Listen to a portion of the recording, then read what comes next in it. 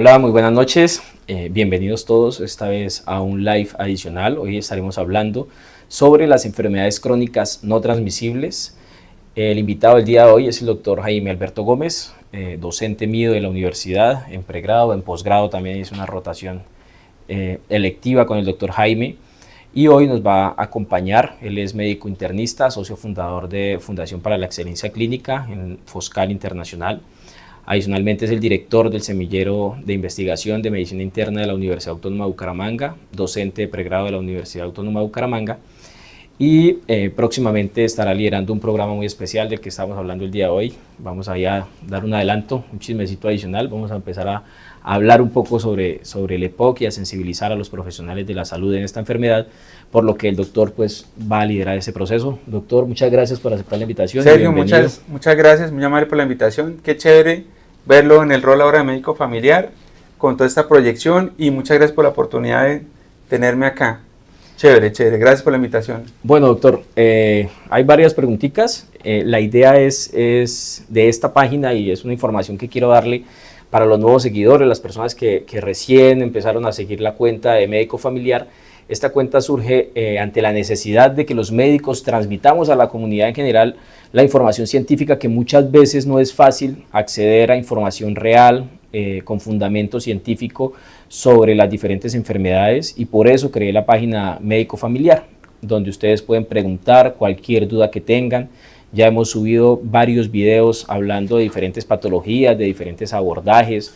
Ha gustado mucho, por ejemplo, el video del abordaje del insomnio, sin necesidad de utilizar medicamentos según las recomendaciones de la Sociedad Mundial del Sueño, y todas las cosas intentamos que sean con un fundamento científico, aparte del conocimiento que uno tenga del día a día y de la experiencia como profesional, pues siempre actualizar la información que vamos a compartir. Entonces la idea de la página es básicamente esa, es compartirle a todas las personas información científica real, y el día de hoy estaremos hablando de las enfermedades crónicas no transmisibles. Para entrar en materia, doctor, la primera pregunta que nos hacen es: ¿qué es una enfermedad crónica y cuáles son las enfermedades crónicas no transmisibles? Vale, antes que eso, pues felicitarlo, Sergio, por la iniciativa, porque realmente uno se encuentra con los pacientes que le preguntan es al doctor Google, ¿sí? Como decimos nosotros. Entonces ya tenemos un doctor Sergio Rico, al cual se le pueden preguntar, doctor con formación en medicina general, medicina familiar, y excelente, ¿sí? Entonces va a haber una buena interacción, y excelente porque Sergio, digamos, he visto que ha traído gente como César Cedier, como Gustavo Parra, diferentes personas o diferentes especialidades a las cuales se les puede preguntar, o posteriormente, si hay muchas preguntas, se puede generar un nuevo capítulo, una nueva versión. Entonces, el doctor Gustavo Parra tuvimos la intención, sí, fue una intención fallida por temas de conexión, pero hay segundo intento. Pero ya tenemos pendientes abordar un tema, y próximamente creo que lo estaremos haciendo. Eso. Bueno, entonces, para hablar de qué son enfermedades crónicas, son enfermedades que duran más de 3 meses, en esencia. ¿Cuáles son estas enfermedades? Tenemos hipertensión, tenemos diabetes, dislipidemia, cáncer, enfermedad coronaria, y son enfermedades que, entre comillas, aunque eso, digamos, con el tiempo se han reversado algo los conceptos, que supuestamente no se mejora. Por ejemplo, en el caso de la diabetes, que decían que el paciente que era diabético nunca iba a dejar de ser diabético, eso se ha reevaluado con el tiempo, y ahora, por ejemplo, en el caso de la diabetes, sabemos ya, con base en la literatura, que si hay una persona con obesidad y se reduce 15 kilos o más, probablemente ya disminuye su característica de diabetes. Y posiblemente sí, tal vez en muchos aspectos el paciente no deje de ser diabético, y lo mejor es que el paciente en su mente sienta que todavía es diabético, sobre todo para el apego a las indicaciones no farmacológicas, pero lo que finalmente todo paciente quiere, que es dejar de tomar el medicamento, dejar de necesitar muchas cosas. En la práctica diaria, yo sé que usted también lo ha hecho, sí, profe, yo también ya he tenido pacientes en los que le hemos quitado el medicamento, mantiene la glicosilada en metas, se mantiene el paciente controlado sin necesidad de estar tomando todos los días los medicamentos de la diabetes. Claro, entonces eso es súper importante lo que dice Sergio, porque hay gente que, por ejemplo, acá consulta, a todos nos pasa, médicos generales, médicos familiares, internistas, uno le tiene que aplicar la insulina, glicosiladas por encima de 10-11%. Entonces el paciente, lo primero que dicen son todos los mitos que le dicen los vecinos: voy a quedar ciego, que voy a tener disfunción eréctil, que, mejor dicho, se me va a afectar el corazón, un montón de cosas, que me daña el riñón, un montón de carreta, como decimos, que realmente no es cierto. Cuando el paciente acepta la enfermedad y empieza a seguir con todo el curso de medicina general, medicina familiar, riesgo cardiovascular, medicina interna, o si hay que mandarlo a endocrino, y empieza a ser muy juicioso con la parte nutricional, con el ejercicio, vemos que se revierte y esas glicosiladas de 10-11% pasan a 5 o 6 y debemos quitar medicamentos y hasta la insulina se puede quitar. Sí, señor, totalmente de acuerdo. Bueno, doctor, una pregunta importante, una pregunta que es clave en la medicina actual, y es cómo se previenen estas enfermedades. Cada vez la medicina ha dejado de tener ese rol curativo, ese rol de tratar la enfermedad, y todos buscamos, todos los profesionales, y de hecho en medicina familiar, pues nos enfocamos mucho en esa parte de prevenir la aparición de la enfermedad, ¿sí? Antes de que la enfermedad ocurra. Entonces, ¿qué recomendaciones daría usted para prevenir las enfermedades crónicas? Listo, lo primero es recordar a nuestro maestro con esta frase que dice, que tu alimento sea tu medicina. Eso sería como lo primero. Y lo segundo es la actividad física. Entonces, ¿a qué me refiero? Ya hay estudios también, por ejemplo, paciente diabético, cuando se somete a hacer ejercicio, hacemos un ensayo clínico, diabéticos acá, a este grupo lo ponemos a hacer ejercicio supervisado como se debe hacer, y a este grupo le damos metformina. ¿A quién le va mejor? Al grupo que hace ejercicio, y el efecto dura en el tiempo 3 meses más, ¿sí? Entonces es súper importante si queremos prevenir enfermedades. Primero, dormir bien. Segundo, comer bien. ¿Qué es comer bien? Comer bien no es aguantar hambre, comer bien no es hacer dieta keto, no es hacer dieta mediterránea, no, es simplemente tener los nutrientes adecuados en la proporción que tienen en su presupuesto, ¿sí? Y que tenga todos los nutrientes, hacer actividad física de acuerdo a la edad, de acuerdo a la capacidad que tenga la persona, ¿sí? Y obviamente disminuir el estrés. Aquí en este punto, por ejemplo, no me pagan publicidad por hacer nada de Netflix, pero hay una serie muy buena que lo recomiendo, que se llama Cómo vivir 100 años. Es muy buena, o sea, donde se evalúan las zonas azules. Ah, sí, es la misma de la que hemos hablado. De hecho, tengo pendiente hacer un video de las zonas azules. Y ya que usted la vio, sí, doctor, un mensaje súper bueno de esa serie. No se necesita pagar la membresía de ningún gimnasio, no voy a decir nombres para no meterme en problemas, pero de ningún gimnasio costoso, no se necesita pagar un nutricionista, nada. La idea es mantenerse físicamente activo, la idea es comer, lo que decía el doctor, dentro de las proporciones, basarse en un término que cada vez está más de moda, que es la comida real, comer la comida normal del día a día, el carbohidrato, la fruta, la proteína, la grasa, toda la alimentación balanceada, siempre manteniendo las proporciones, y otras características, pues otras cosas que podríamos aquí durar una hora hablando de la serie. Entonces la recomendación sería pues que la vean, realmente es muy buena, muy interesante. Es muy sencilla, y se da cuenta que el secreto de esas personas está en las cosas sencillas de la vida, no en cosas muy difíciles para cuidar su salud. Sí, ahí por ejemplo, retomando esa parte, muy llamativo como por ejemplo los asiáticos comen el 80% de lo que se debe comer, tienen como una tradición de pararse de la silla de almorzar o de comer cuando sienten que está el 80% lleno. Entonces, eso es uno de los secretos, y comen bastante, ¿no? Cuando uno mira la serie, comen realmente bastante. Y adicionalmente, de las medidas preventivas que dijo el doctor Jaime, yo le adicionaría evitar el consumo de cantidades importantes de alcohol y evitar el consumo también de cigarrillo. ¿Sí? El cigarrillo se ha demostrado también que aumenta terriblemente el riesgo cardiovascular. Sergio, ahí como para comentar un poquito de la parte de cigarrillo, yo que soy docente de chicos de pregrado, ¿sí? Hasta hace más o menos 3 meses no había evidencia sobre los vapers. Entonces los chicos decían que con el vapeo no tenían cáncer ni tenían nada. Eso ya no es cierto, ¿sí? La Universidad Industrial de Santander, aquí, producto de Santander o Bucaramanga, generó un estudio, y ese estudio ya lo pueden buscar por redes. Entonces, el vapear sí hace efectos. Aumenta el riesgo cardiovascular, sí, por cambio a nivel vascular. Sí, señor. Exactamente. Bueno, la tercera pregunta es, ¿cada cuánto debo ir al médico? No estamos hablando de población general, sino de personas con enfermedades crónicas no transmisibles. Las personas con enfermedades crónicas, llámese hipertensión, diabetes, dislipidemia, cardiopatías en general, más o menos deben ir aproximadamente cada 3 meses, porque más o menos cada 3 meses hay alteración del perfil lipídico, de la glicemia, hay unos exámenes como la glicosilada que nos permiten evaluar más o menos cómo es el comportamiento en esos meses. Entonces, más o menos cada 3 meses, o sea, 3-4 veces al año. Y esa frecuencia pues se ajusta dependiendo de cada enfermedad, dependiendo del nivel de control que la persona Claro. tenga de la enfermedad, dependiendo del riesgo cardiovascular, el nivel de riesgo del paciente, el momento de diagnóstico. O sea, cuando recién se diagnostica una enfermedad, los controles deben ser más frecuentes porque se está empezando un nuevo medicamento, hay que evaluar la tolerancia, hay que evaluar ciertos factores, adherencia y demás, por lo que al principio yo creo que la frecuencia puede ser como mensual más o menos, y después se va ampliando a 3 meses, Por ejemplo, 6 meses. si el paciente sale de una hospitalización por diabetes, por una neumonía, por una crisis hipertensiva, su primer control debe ser al mes. De ahí en adelante vienen los programas especiales de riesgo cardiovascular que incluyen medicina general, enfermería, nutrición, y se va complejizando más medicina familiar, medicina interna, hipertensiólogos, etc. Entonces de ahí se va definiendo los controles. Pero si la persona tiene un inadecuado control, por ejemplo, no ha logrado su glicosilada, no ha logrado bien las cifras tensionales, a los 30 días debe ir nuevamente. Sí, de acuerdo, doctor. Pregunta adicional. Bueno, esto ya la respondimos, pero me parece muy importante enfatizarlo y repetirlo. ¿Sí? Entonces, ¿cuáles enfermedades se previenen con la realización de actividad física? Se previene hipertensión arterial, se previene diabetes, se previene enfermedad coronaria, problemas del colesterol, inclusive el cáncer. ¿Sí?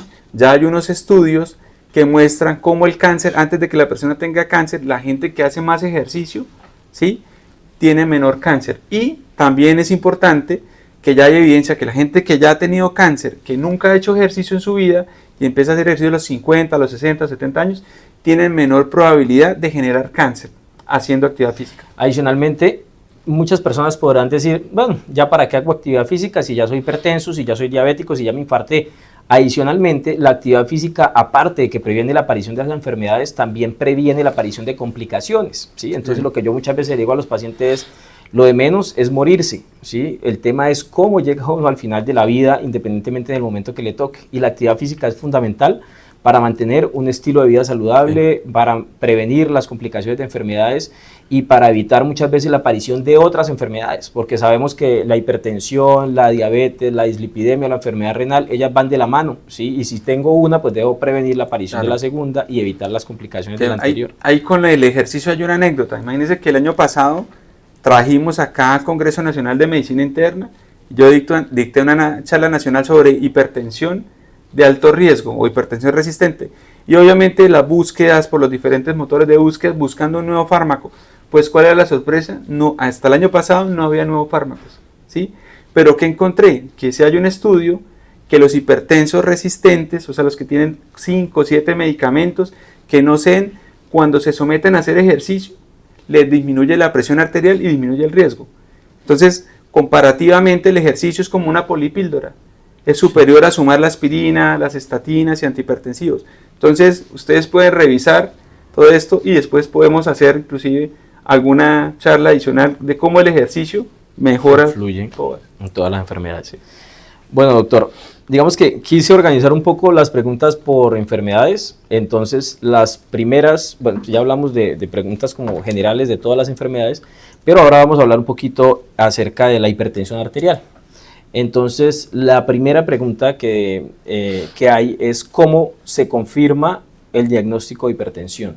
Listo, entonces, para hacer el diagnóstico de hipertensión arterial, bueno, lo primero que hay que decirle a la gente es que más o menos del 100% de personas hipertensas, el 20% sienten algo y el 80% no. ¿Sí? Sí. Entonces, 20% sienten que las orejas rojas, que calientes, que le duele la cabeza, que yo no sé qué, pero el 80% no siente nada.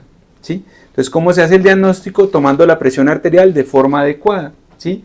3 tomas, pero ¿cuál es el mejor método? ¿Sí?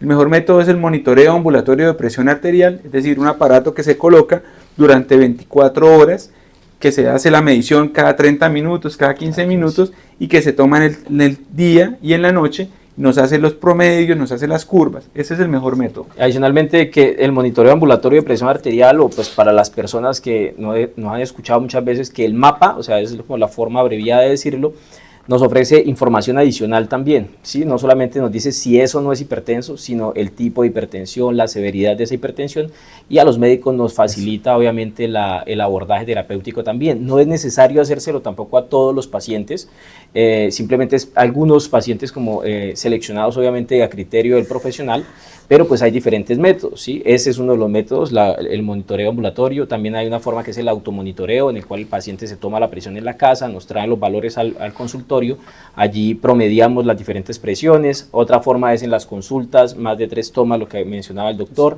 Importante también saber el tema de los valores de hipertensión arterial, ¿sí? Eso es a criterio del profesional de la salud del diagnóstico, porque muchas veces la persona con una toma alta ya cree que es hipertenso, o a veces caso opuesto se opone al diagnóstico a pesar de que ya tenemos las suficientes razones para hacerlo. Entonces es importante saber que eso no es... Ahí es súper importante lo que mencionabas del mapa, porque por ejemplo, para hablar solamente un detallito, las personas que se les sube la presión arterial durante la noche tienen mayor riesgo de enfermedad cerebral, de enfermedad cardiovascular, y tienen mayor probabilidad de tener lo que llama hipertensión secundaria.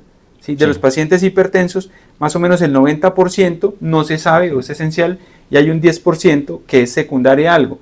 Generalmente, por ejemplo, ese secundario puede ser apnea del sueño. Sí, de acuerdo. Y adicionalmente, y aquí hago una publicidad, no todos los dispositivos para tomar la tensión son igual de confiables, ¿sí? En eso es muy importante que las personas tengan cuidado.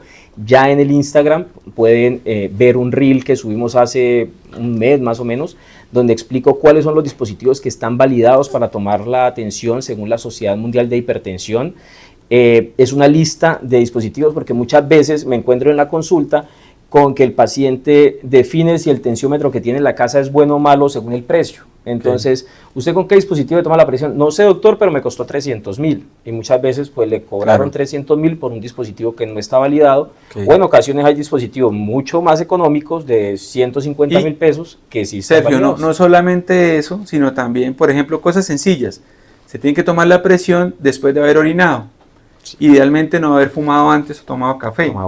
Estar sentado, la mejor postura, y tener el nivel del brazo más o menos al nivel del corazón. Son cosas muy sencillas. Sentarse aproximadamente 5 minutos antes de la toma y demás. Bueno, ya tenemos ahí, ya hablamos del diagnóstico de hipertensión.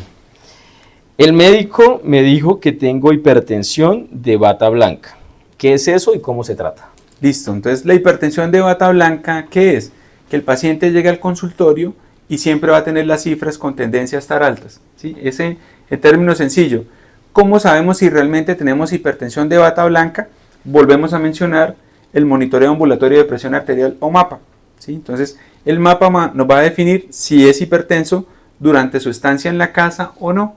Ese es el término. Sí, entonces básicamente la hipertensión de bata blanca es como el doctor decía, en el consultorio siempre la tensión elevada, y en otros momentos la toma sale normal.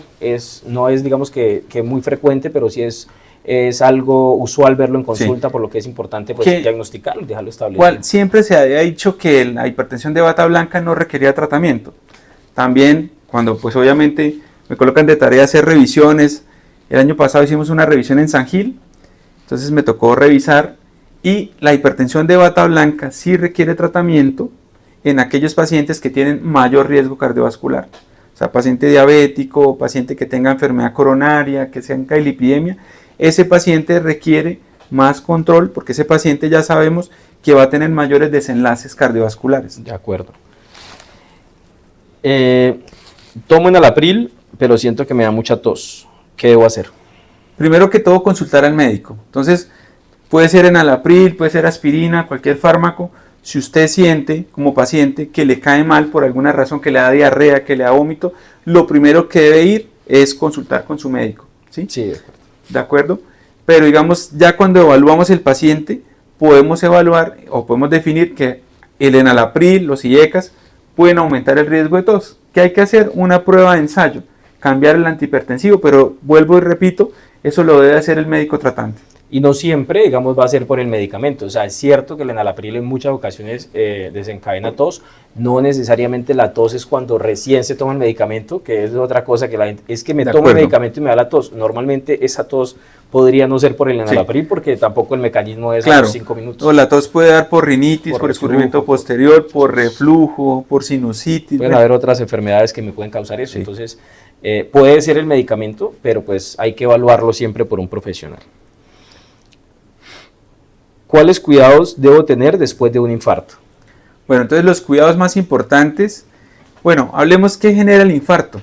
El infarto es generado por problemas de colesterol básicamente, que hacen que se tape la arteria a nivel de las coronarias o arterias del corazón. Lo mismo que está pasando a este nivel puede pasar a nivel cerebrovascular, a nivel del pene, a nivel de los miembros inferiores. Entonces, ¿qué cuidados debo tener de un evento coronario después? Primero, seguir una medicación que la indica el médico. ¿Sí? Generalmente hablamos de doble antiagregación, o sea, aspirina, clopidogrel, cagrelor, prasugrel, algunos de esos fármacos dirigidos por el médico. En algunos casos se recomiendan los betabloqueadores, metoprolol, succinato, carvedilol. En otros escenarios también requiere IECA, como enalapril, captopril, ¿sí?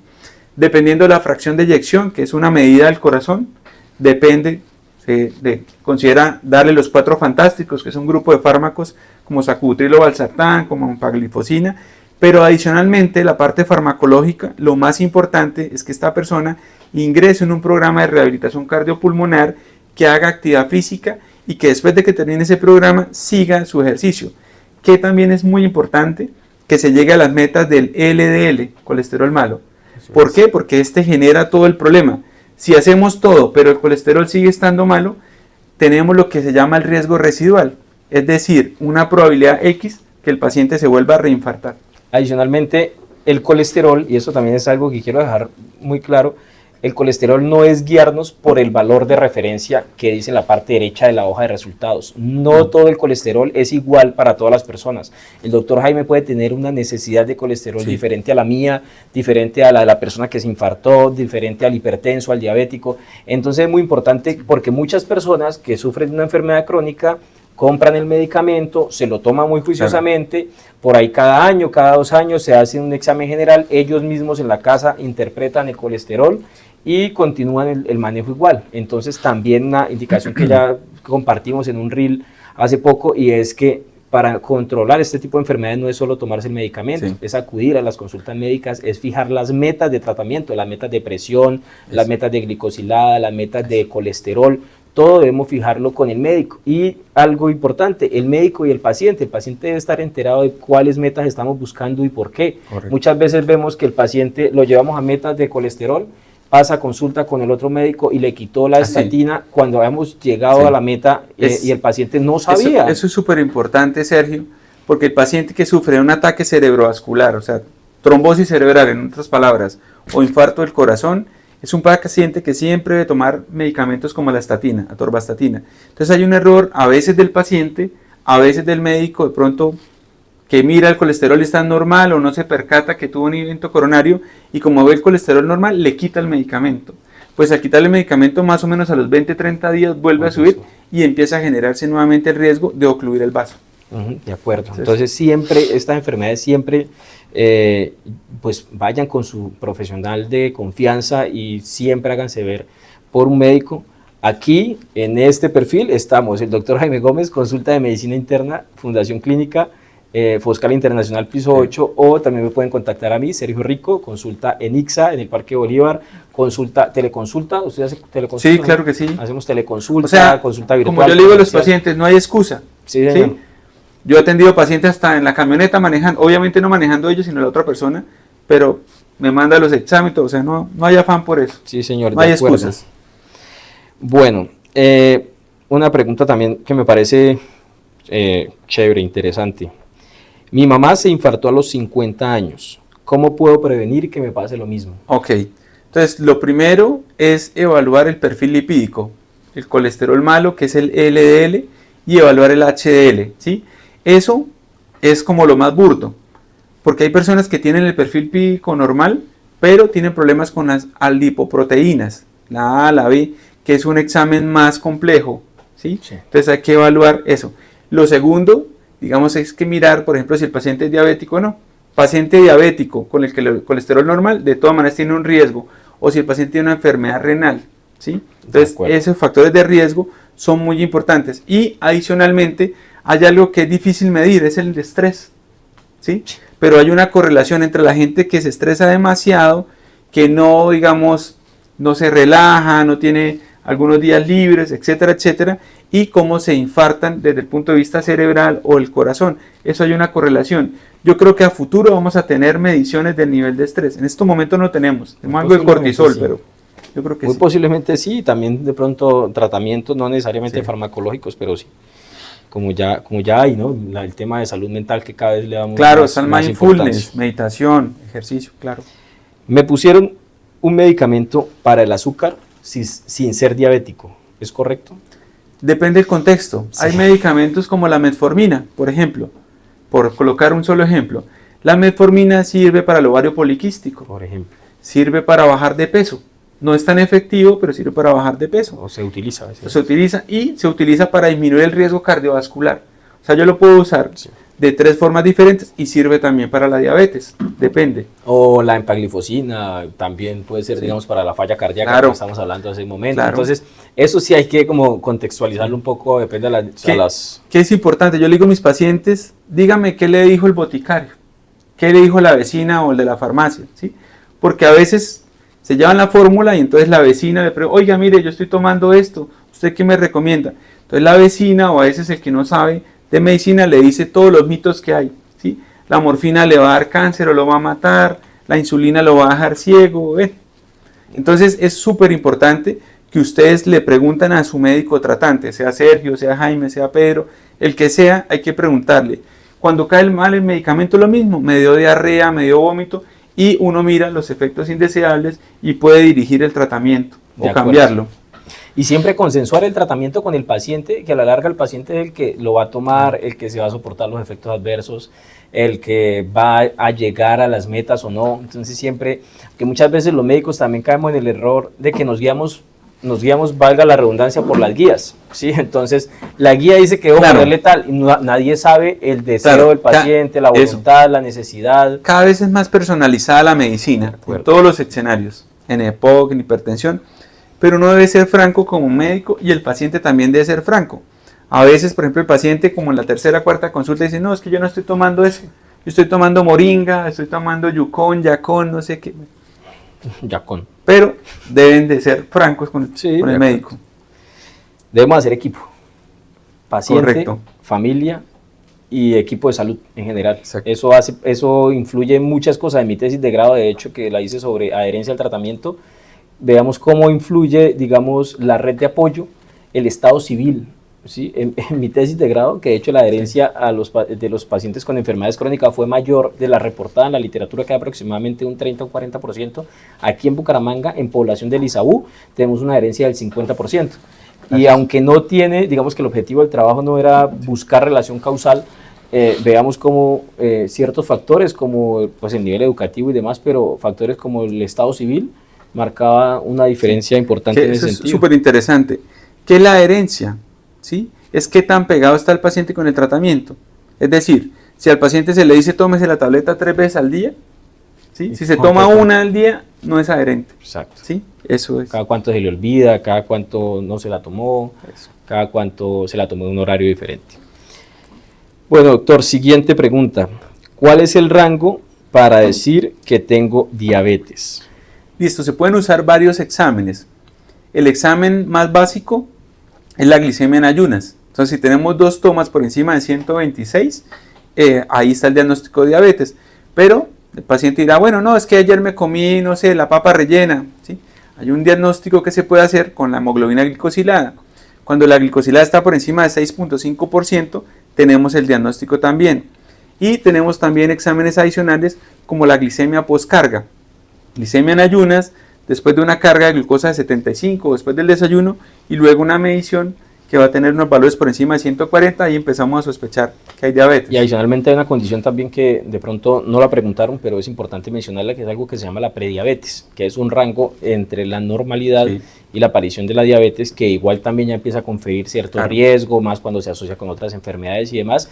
Y es como, digamos que un punto de aviso a las personas que le dice, cambie su estilo de vida ahora y evite complicaciones, evite ciertas cosas. Y es como, yo lo tomo como un estado de alerta, como un aviso en el cual le está dando como la oportunidad de que se diagnosticó y que puede todavía revertir. Eso es súper importante, ¿sí? Tal vez la gente no le presta mucha atención a eso y se asusta por ser diabético, ¿no? Pero la prediabetes, que digamos que es la glicosilada de 5 o 6% hasta 6.4, en ese estado es reversible la diabetes, ¿sí? Usted puede hacer ejercicio, dieta, cambios y mejora. Desde esa prediabetes ya hay como tal polineuropatía, que es lo que más asusta a la gente, que pierde la sensibilidad o que empieza a tener algunos problemas especiales, o disfunción eréctil, por ejemplo. Bueno, doctor, nos preguntan, ¿cuándo se debe utilizar la insulina? Entonces la insulina se puede usar en varios contextos. Lo que yo le digo a los pacientes es, una embarazada es un paciente muy delicado, ¿cierto? Entonces en las embarazadas, por ejemplo, cuando tienen diabetes, cuando se sube el azúcar, debemos usar insulina. ¿Por qué? Porque es el medicamento más seguro. También yo le explico a los pacientes, ¿qué uso yo o qué usa usted para la diabetes? Pues usamos insulinas que produce nuestro páncreas, ¿cierto? Sí. Entonces ya cuando aplicamos el término para el paciente diabético, el contexto que dice, si tiene una glicosilada por encima de 10%, sobre todo si el paciente está perdiendo peso, ¿sí? En ese contexto hay que usar la insulina. La insulina se puede usar con otros medicamentos. Es súper importante tener ese contexto. Y una cosa importante, antes de que se me olvide, Sergio, yo puedo colocar insulina, el paciente puede tener insulina 1 mes, 3 meses, 6 meses. Si cumple la meta, yo se la puedo bajar la dosis o se la puedo quitar. Sí, señor. Y adicionalmente, la insulina no es como el monstruo que está allá al cual debo temer, sino es una compañía, es un amigo que realmente me va a ayudar a llegar a esas metas que habla el doctor Jaime para evitar las complicaciones. Muchas veces las personas, y aquí es una pregunta que está más adelante, pero yo creo que podemos abordarla una vez, las personas le tienen miedo a la insulina y dicen, es que mi mamá, mi tía, mi prima quedó ciega, se le dañó el riñón o se infartó eso no es cierto. Con la insulina. Se infartan, quedan ciegas no por la insulina, sino por la diabetes o por la enfermedad metabólica. O por inicio tardío de esa insulina, o sea, ya cuando se puso la insulina ya había mucha lesión de los órganos como de los ojos, del riñón y demás. Eso está medido. Entonces, para cualquier paciente que quiera revisar, busquen metas de glicosilada, HbA1c y las complicaciones. Entonces ya sabemos que si pasa de 7 a 8% se infarta 10% más. Si pasa de 7 a 10% se triplica el daño. Eso está medido. Sí, realmente no es temor, es ponerla a tiempo y muchas veces de pronto confiar en el profesional que nos está tratando y empezar el medicamento si el profesional lo considera pertinente. Pregunta, no tengo el colesterol tan alto, pero me mandaron un medicamento. Listo, entonces es importante evaluar el contexto. Que si queremos mirar como tal la guía, están las guías ATP, están las guías ATP4, que evalúan, digamos, el riesgo cardiovascular. No es lo mismo tener el colesterol, digamos, en 110 o 120 en un paciente que no sea diabético, que no sea fumador, a un paciente que tenga 120 en un contexto de paciente que sea fumador y que tenga diabetes. Eso aumenta el riesgo. Ahora, si ese paciente fumador y diabético tiene enfermedad renal, es decir, le sube la creatinina, aumenta más el riesgo. Y si a eso, por ejemplo, empieza a eliminar o lo que llamamos botar proteínas por el riñón o por la orina, aumenta aún más el riesgo. Entonces requiere unas metas de LDL más bajas.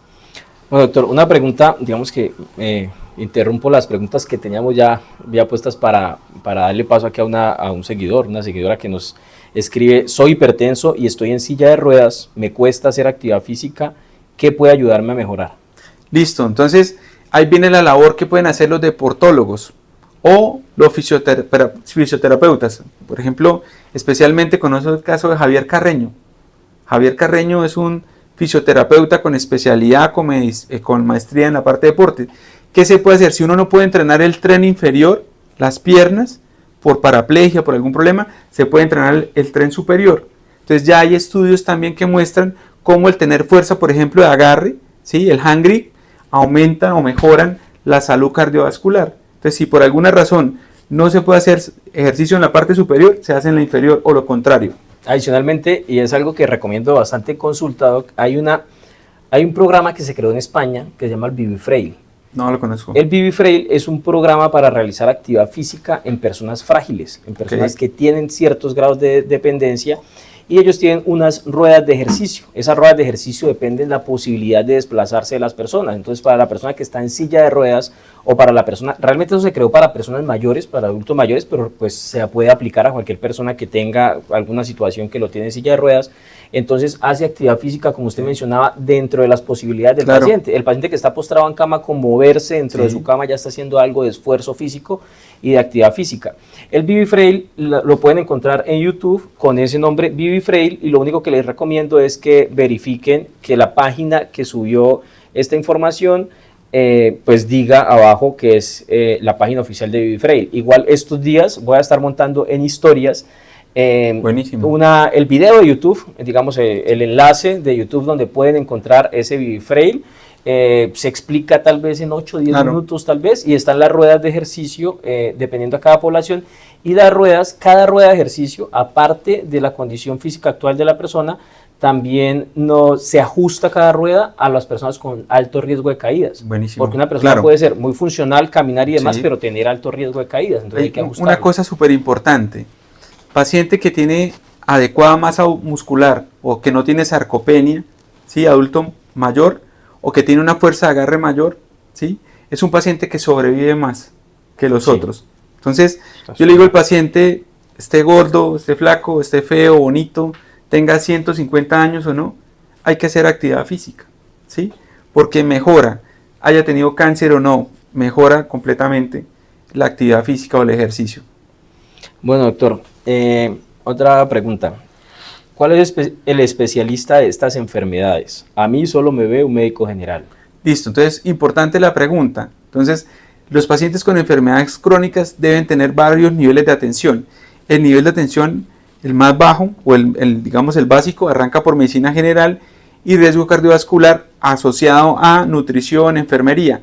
Pero de ahí en adelante se debe desglosar la atención medicina familiar, ¿sí? Que el médico familiar está capacitado para atender adultos, para atender mujeres embarazadas y niños, dependiendo de cierta complejidad, y sobre todo en patologías que no están tan complejizadas.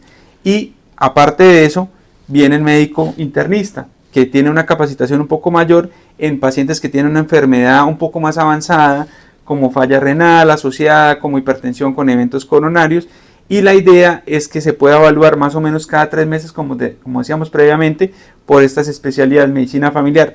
Tanto el médico familiar como el médico internista determinamos si debe ir, por ejemplo, al nefrólogo, cuando se le daña el riñón.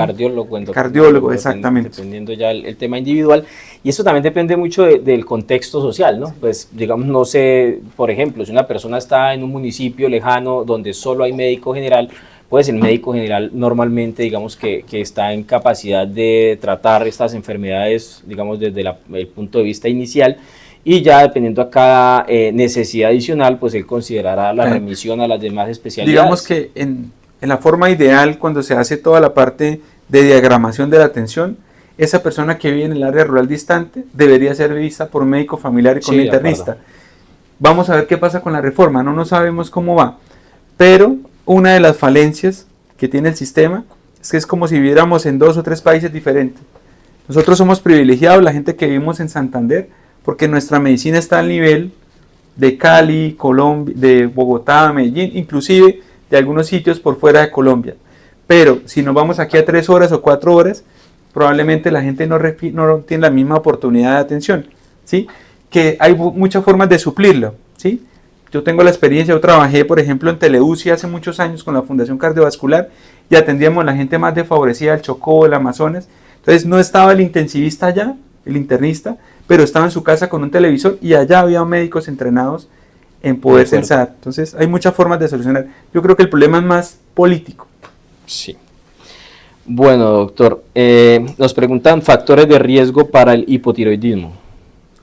Factores de riesgo para el hipotiroidismo. Entonces, el hipotiroidismo generalmente es una enfermedad que puede aparecer de forma súbita, dependiendo si se hace, por ejemplo, una tiroiditis.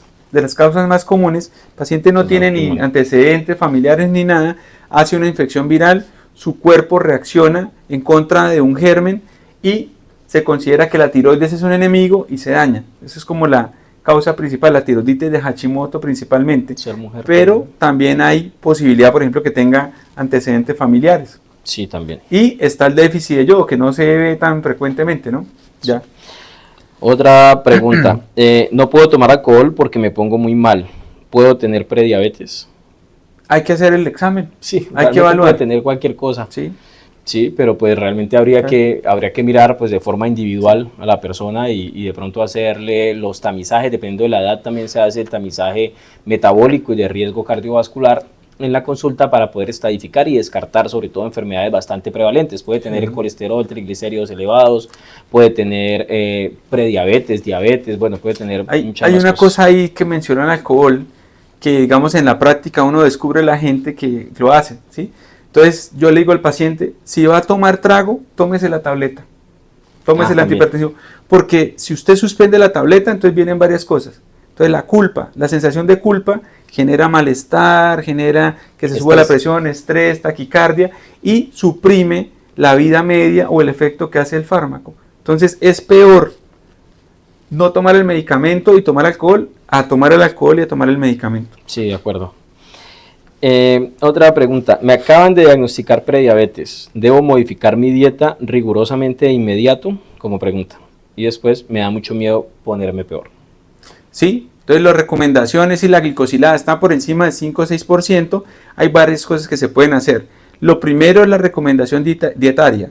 Si queremos incidir en la parte de obesidad, si queremos incidir en la parte de diabetes o el colesterol, lo primero que se debe hacer es modificar. ¿Qué pasa? La gente me dice, doctor, voy a hacer la dieta que me mandó el doctor X, ¿sí? Me voy a poner los imanes por todos lados, voy a hacer esto, voy a seguir al doctor Biter y el doctor Biter me va a mandar un chat, ¿sí? Pero lo voy a hacer un mes o 2 meses.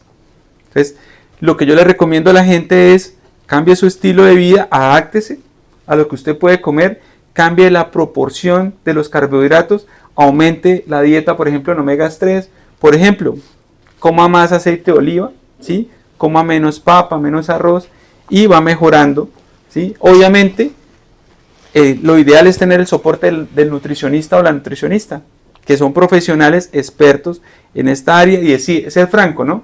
Si no me gusta, por ejemplo, el pescado, no me gusta la carne, me gusta el champiñón. Ser individualizado. Sí. Adicionalmente, todas las dietas restrictivas, por ejemplo, hablando de perder peso, todas las dietas restrictivas funcionan.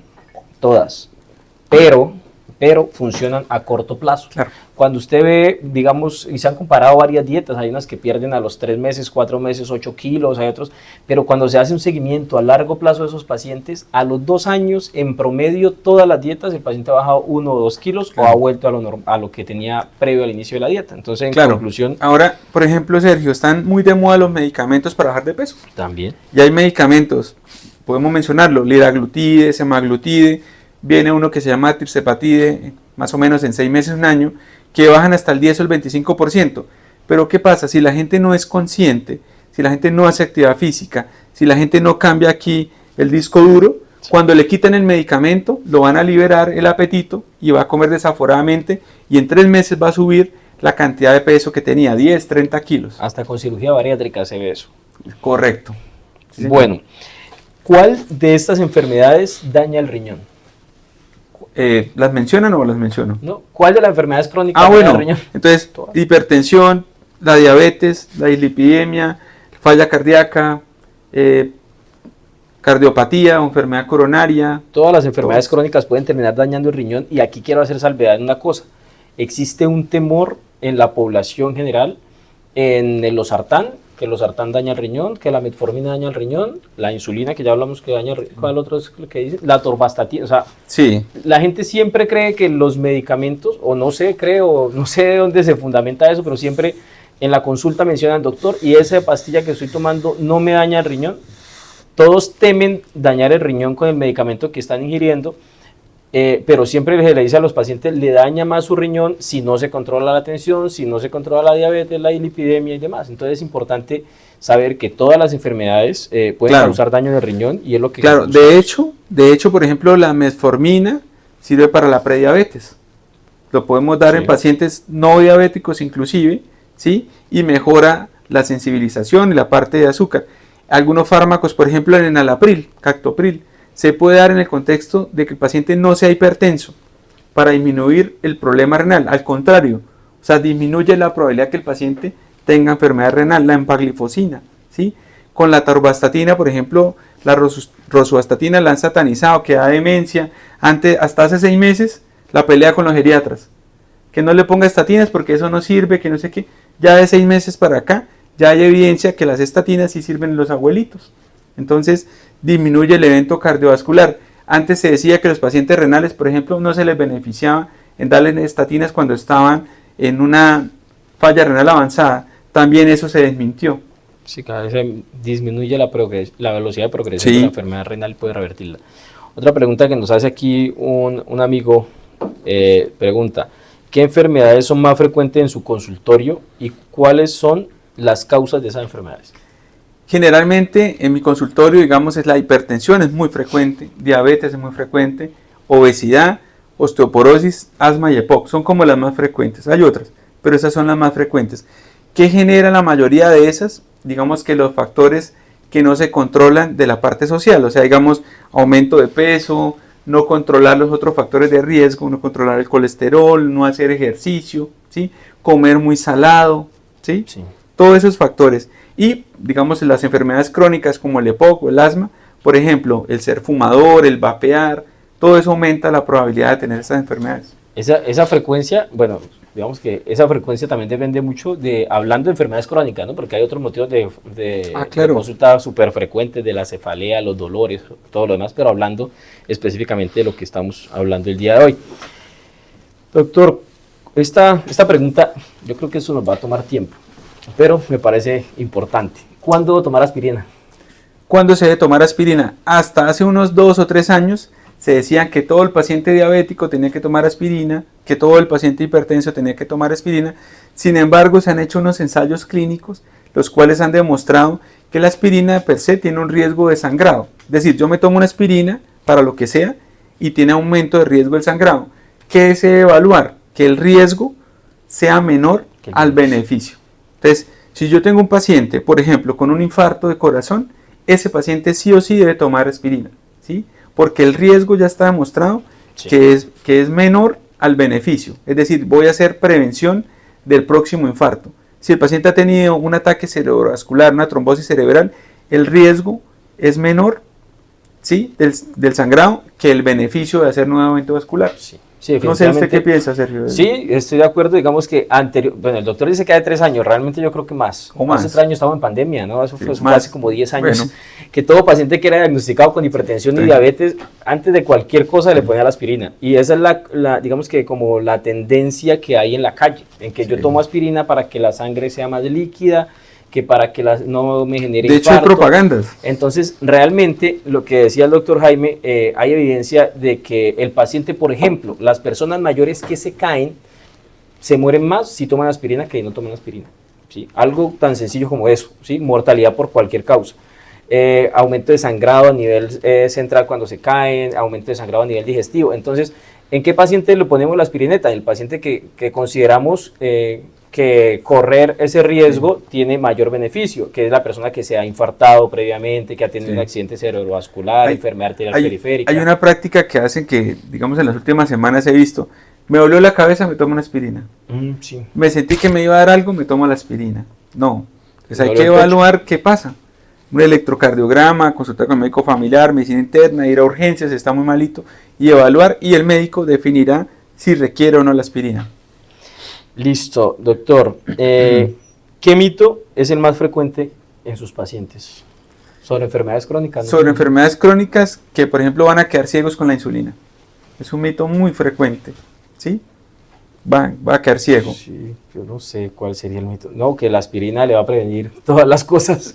Yo creo que sería como el mito más frecuente que necesita la aspirina. Es el mito más frecuente que yo creo que podría haber.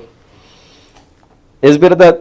Bueno, es verdad que la metformina y el losartán dañan el riñón, pues ya lo hemos hablado. No es cierto, lo que sí es cierto es que uno debe, digamos como paciente, evaluar con el médico familiar, general o internista y se deben ir haciendo exámenes. Entonces, con base en el examen que está, se va ajustando la dosis, disminuyendo, aumentando. Eso es. Y la otra pregunta que decía que por cuánto tiempo se debe tomar la atorvastatina, la estatina en general. Permanente, permanente. También hay estudios en los cuales se demuestran que, por ejemplo, para hacer prevención primaria, o sea, la gente que no ha tenido ningún infarto cerebral, infarto de corazón, cuando se le está indicada por el colesterol malo que está alto, se le da la estatina, se previenen en eventos más o menos a los 5 años aproximadamente. Y listo, doctor. Esa era la última pregunta que tenemos aquí en la lista. ¿Algo más que quiera decir usted acerca de las enfermedades crónicas? Bueno, dos cosas así importantes. En el evento que estuve la semana pasada en Cali, hicimos una charla con el doctor Homero Puello, que es el presidente que viene, o sea, el que empieza en el 2024, y ahí dejamos como una pregunta de cómo se maneja la hipertensión en la parte del perioperatorio. Entonces, a raíz de unas conclusiones, de unas preguntas, vamos a generar una línea de trabajo. Vamos a hacer llamado a la Sociedad de Medicina Familiar, a la Sociedad de Medicina Interna, Sociedad de Cardiología y Neumología, y vamos a mejorar la atención del paciente con hipertensión arterial en la cirugía. Porque muchas veces, por ejemplo, llega el paciente a la cirugía, tiene 150/90, entonces el anestesiólogo cancela la cirugía, ¿sí? Entonces, para hablar, por ejemplo, un adelanto, no se debe cancelar la cirugía, excepto si el paciente tiene más de 180/110. Si está por encima de 180/110, sí, hay objetivización de cancelarla, si no, no, ¿sí? Y la segunda es que también vamos a hacer llamado a diferentes sociedades para hacer network o trabajo en grupo, ¿sí?